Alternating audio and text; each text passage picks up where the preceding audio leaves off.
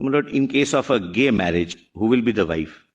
In case of a lesbian's marriage, who will be the wife? In case of a transgender marriage, who will be the wife? These questions will arise.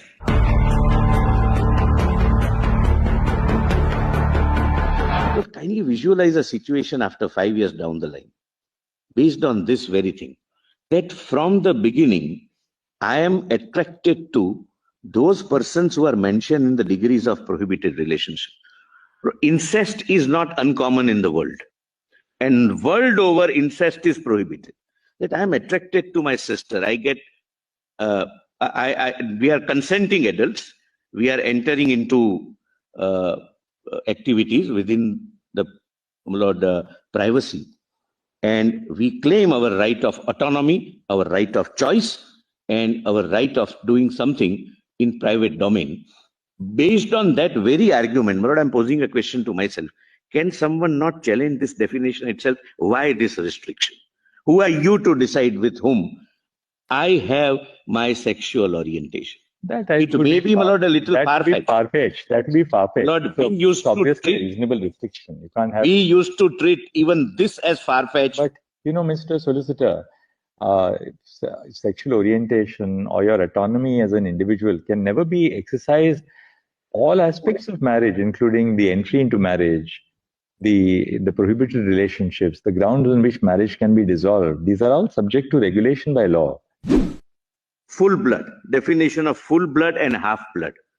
Two persons are said to be related to each other by full blood when they are descended from a common ancestor, that is male, because the next word is by the same wife, and by half blood when they are descended from a common ancestor but by different wives.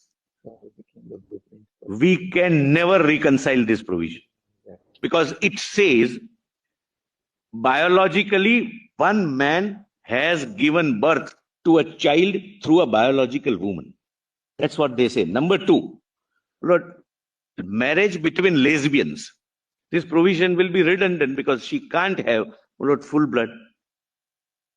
Even if, Lord, there is a child from artificial insemination, it would not be a full blood child.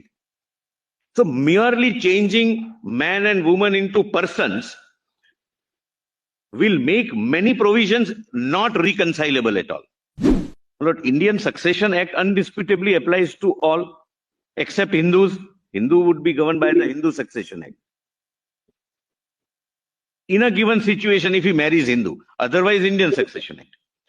Now, this also, my lord, kindly just one or two sections, just for the flavor. Domicile acquired by woman on marriage. By marriage, a woman acquires the domicile of her husband if she had not the same domicile before. So it will have to be decided who is the woman. Wife's domicile during marriage. A wife's domicile during her marriage follows the domicile of her husband. For passports, etc., this issue would arise and you will have to decide who is the wife. I'm not reading all, but my lord, Succession Act provides for widow, widower, husband, wife, father, mother, etc. 33A.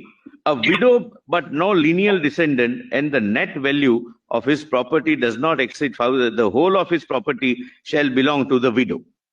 Now, my lord, if in this relationship one partner dies, whether he leaves behind a widow or a widower, then, my lord, your lordships may see 43 at the foot. In the intestate's father is dead, but the intestate's mother is living. Now, my lord, next generation. My lord, marriage is permitted, they adopt, and someone dies. And father and mother is, my lord, LGBTQ couple.